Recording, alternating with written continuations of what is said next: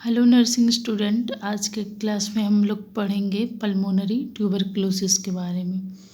तो हम लोग देखते हैं कि पल्मोनरी ट्यूबरकुलोसिस क्या है। लंग्स का क्रॉनिक इन्फेक्शन डिजीज जो माइकोबैक्टीरियम ट्यूबरकुलोसिस से होती है। तो लंग्स का क्या है, एक क्रॉनिक इन्फेक्शन डिजीज है जो किससे होता है, माइकोबैक्टीरियम ट्यूबरकुलोसिस। ये क्या है, एक तरह की बैक्टीरिया है, इसी के कारण से क्या होता है, ट्यूबरकुलोसिस होता है। इसको हम लंग्स का टीबी भी बोल सकते हैं। यह ड्रॉपलेट इन्फेक्शन से फैलता है, लंग्स के अल्वलाई में अटैक करता है। ये ड्रॉपलेट इन्फेक्शन मतलब क्या हुआ कि जो इन्फेक्टेड होगा, जो पेशेंट होगा, वो अगर छींक रहा है, खांस रहा है, उसके सलाइवा से क्या हो गया, वो उसके थूक के द्वारा वो सामने वाले को भी हो सकता है। ठीक है, इसका रिस्क फैक्टर क्या क्या है, तो आपको ये चीज़ ध्यान में रखना है। DDC का मतलब क्या हुआ, पहला डी ड्रॉपलेट, खांसी, छींक, थूक से फैलता है। ठीक है, इसका रिस्क फैक्टर हो गया। फिर है डायरेक्ट कांटेक्ट, अगर हम टीबी पेशेंट के क्लोज कांटेक्ट में रहते हैं तो उससे क्या होता है, हम लोगों को टीबी फैलने का चांस रहता है।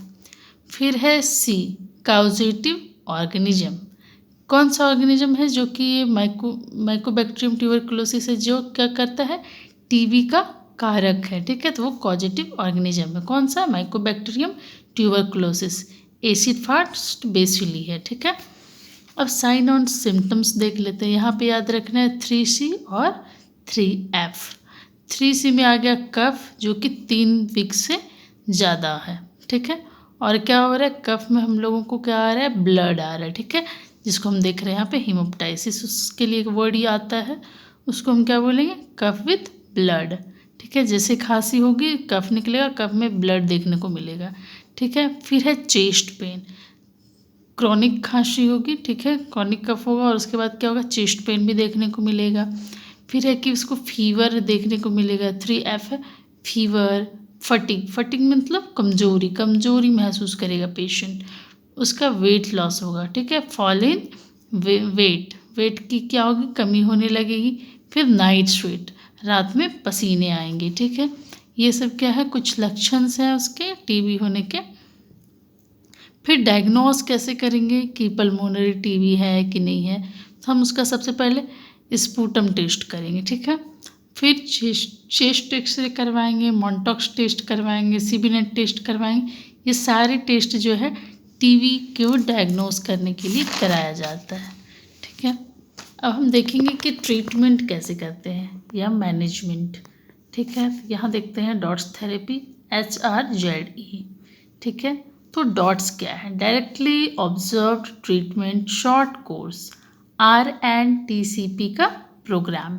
ठीक है, फॉर न्यू केस के लिए, जिसको अभी तुरंत डायग्नोस हुआ कि इसको टीबी है, ठीक है, पल्मोनरी टीबी है, तो उनके लिए है 2HRZE प्लस 4HRE।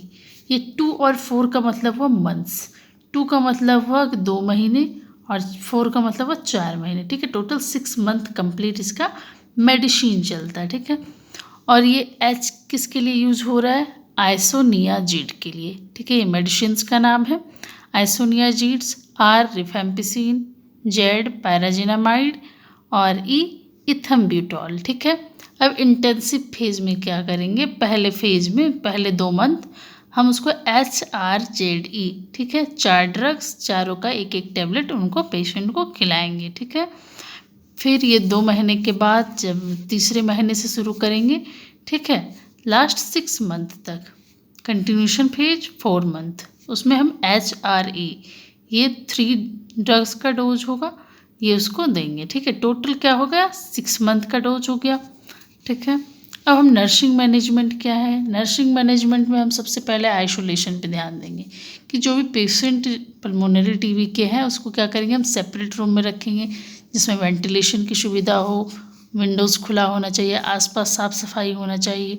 ठीक है, तो वैसे रूम में पेशेंट को हम रखेंगे।